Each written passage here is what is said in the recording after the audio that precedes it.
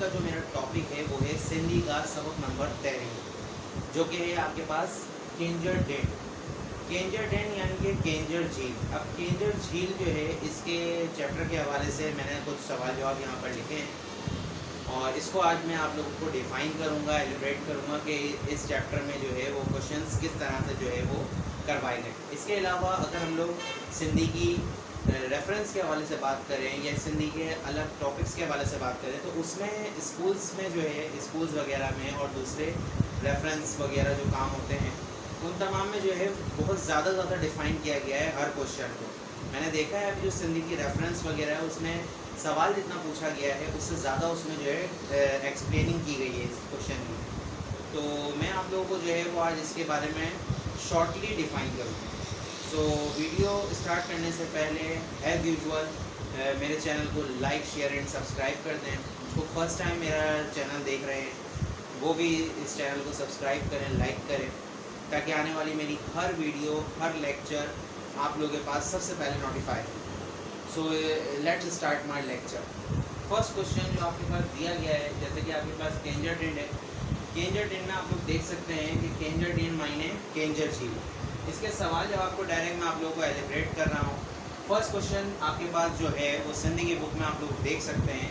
केंजर लफ्ज़ के मायने छा आए, यानी पहला सवाल जो है वो आपके पास दिया गया है केंजर लफ्ज़ के मायने क्या है। अब यहाँ पे आपके पास जवाब दिया गया है केंजर लफ्ज़ के मायने आहे घटाई, यानी केंजर लफ्ज़ के मायने हैं ज़्यादा होना। घटाई से मुराद होता है ज़्यादा, ठीक है। केंजर लफ्ज़ के मायने आहे घटाई। सेकंड क्वेश्चन है आपके पास केंजर डेन थी आओ नालो केन पियो। केंजर झील का नाम कैसे केंजर झील हुआ या किसने केंजर झील रखा। अब यहाँ पर आपके पास आंसर दिया गया है केंजर डेन थी आओ नालो केंजर मुहाणती पियो। केंजर झील का जो नाम रखा गया है वो किसने रखा है, केंजर पे रहने वाले एक मछेरे ने जो है वो इसका नाम केंजर झील रखा।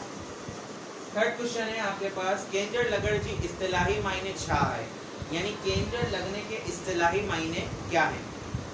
आंसर क्या है इसका, केंजर लगन इस्तिलाही जी मायने आहे केंजर लगना के इस्तिलाही मायने हैं सरसब्ज डेण आबाद डेण, यानी सरसब्ज होना और आबाद होना।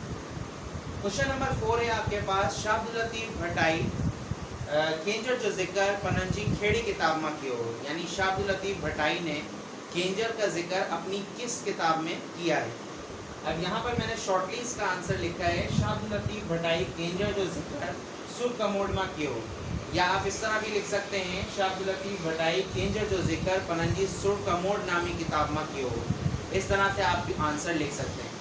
दोनों ही आंसर आपको करेक्ट दिए जाएंगे। यहाँ पर इसके मायने क्या हो रहे हैं, शाह अब्दुल लतीफ़ भटाई ने केंजर का जिक्र अपनी सुर कमोड नामी किताब में किया है। अब ये आपके पास जो है वो सवाल नंबर 5 का जवाब है। जैसे कि सवाल नंबर 5 है आपके पास नूरी जी कबर कठिया है, यानी नूरी की कबर किधर है, किधर वाक़ है। उसका आंसर आप इस तरह से देंगे नूरी जी कबर केंजर डेन जी वच माँ होंदड़ी शाह बुजुर्ग जी फिरांदी माँ, यानी कि नूरी की कबर, यानी जिसकी कबर के बारे में पूछा जा रहा है, नूरी की कबर केंजर डेन जी वच माँ केंजर झील के दरमियान में होंदड़ी शाह बुजुर्ग जी फिरांदी माँ आहे। केंजर डेन के दरमियान में होंदड़ी शाह बुजुर्ग के पैरोकार में वाक़ है। अब इसका मैं पूरा आपको बता रहा हूँ। जैसे कि पूछा गया नूरी की कबर किधर है, आपने इसका जवाब दिया नूरी जी कबर केंजर डेन जी वच माँ होंदड़ी शाह बुजुर्ग जी फिरांदी माँ, यानी नूरी की कबर केंजर डेन के दरमियान में होंदड़ी शाह बुजुर्ग के पैरोकार वाक़। तो ये क्वेश्चन नंबर 5 था इसका। यहाँ पे आपके क्वेश्चन आंसर्स जो है वो डन हो। अब इसके अलावा लफ्ज़ जुमले भी मैं आप लोगों को जो है वो अभी इसमें एलिब्रेट कर रहा हूँ। इसके अलावा मैं आप लोगों को ये बात बताता चलूँ कि क्वेश्चन आंसर जिस तरह से मैं आप लोगों को डिफ़ाइन कर रहा हूँ उन क्वेश्चन आंसर्स को फॉलो करें, उन स्टेप्स को फॉलो करें जिस तरह से मैंने आप लोगों को बताया है।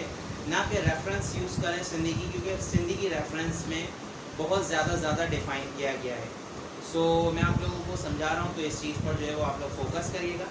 उम्मीद करता हूँ ये आपको समझ में आया होगा क्वेश्चन आंसर्स। अब इसके आपको जो है वो मैं लफ्ज़ जुमले एलिब्रेट करता हूँ। तो ये आप लोग के जो है वो लफ्ज़ जुमले हैं। अब आप लोग देख सकते हैं लफ्ज़ जुमलों में आपके पास टोटल 6 लफ्ज़ जुमले दिए हुए हैं किताब में।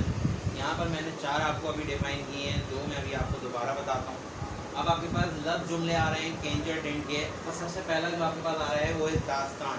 दास्तान के मायने हैं कहानी, ठीक है। अब आपके पास जो इसका जुमला बना हुआ है वो क्या बना हुआ है, नूरी की दास्तान जो ताल्लुक केंजर डेंट साना है, यानी कि नूरी की कहानी का ताल्लुक, नूरी जाम तमाशी की कहानी का ताल्लुक किससे है, केंजर झील से है।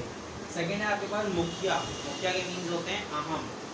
अब इसका जो जुमला बना हुआ क्या है आपके पास, कराची पाकिस्तान जो मुखिया शहर है, यानी कि कराची पाकिस्तान का एक अहम शहर।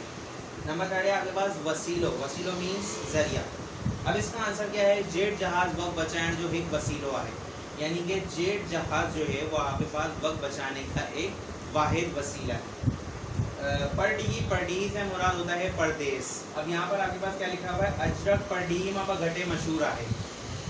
क्या है यहाँ पर, अजरक परडीही माबा घटे मशहूर आए, यानी कि अजरक जो है वो दूसरे ममालिक में भी बहुत ज़्यादा मशहूर है।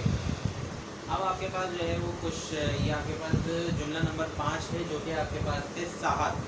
साहत से मुराद होता है तहकीक, ठीक है। अब इसका जुमला क्या लिखा हुआ है, पनंजी सोनेंजी करी केंजर क्लासिक तोड़ी जदीद साहत जो मौजूद रही है। अपनी नज़ाकत की वजह से, इस जुमले के मायने क्या हैं, अपनी नज़ाकत की वजह से केंजर क्लासिकल के साथ साथ जदीद तहकीकात का मौजू रहा है, ठीक है। अब यहाँ पे क्या बता रहे हैं, पनंजी सोनेंजी करी केंजर क्लासिकल तोड़ी जदीद साहत जो मौजू रहे है, यानी कि अपने नज़ाकत की वजह से केंजर क्लासिकल के साथ साथ जदीद साहत का यानी जदीद तहकीक का मौजू रहा है। यहाँ पे आ गया नंबर 6 जुमला जो कि लास्ट है, वंदर। वंदर के मीन्स होता है दिलचस्पी। अब आपके पास का जुमला क्या है, पढ़ाई सान घट वंदर पर ज़रूरी है, यानी कि पढ़ाई के साथ साथ दिलचस्पी होना भी ज़रूरी है। यह आपके पास जो है वो जुमला नंबर 6 था। यहाँ पे जुमलों का एंड हुआ। सो उम्मीद करता हूँ आप सबको जो है वो मेरी वीडियो जो है वो पसंद आई होगी। इंशाल्लाह आप लोगों से नेक्स्ट वीडियो में फिर मुलाकात होगी। अगर इन लेक्चर्स में कोई अगर कुछ समझ में ना आया हो तो कमेंट करके जो है वो मुझसे आप पूछ सकते हैं। इसके अलावा जैसे मैंने आप लोगों को जो पॉइंट्स बताए हैं वो आप लोगों ने याद रखना है, इन चीज़ों को भी फोकस करना है और अपनी पढ़ाई को भी, जो चीज़ें आप लोगों के स्कूल्स में पढ़ाई जाती हैं और दूसरी अदर चीज़ों में से आप सीखते हो, वो तमाम चीज़ें भी आप लोगों ने जारी रखनी है। तो उम्मीद करता हूँ आप लोगों को मेरी वीडियो जो है वो पसंद आई होगी। इंशाल्लाह नेक्स्ट वीडियो में फिर आप लोगों से मुलाकात होगी। तब तक के लिए अल्लाह हाफिज़, take care, see you soon.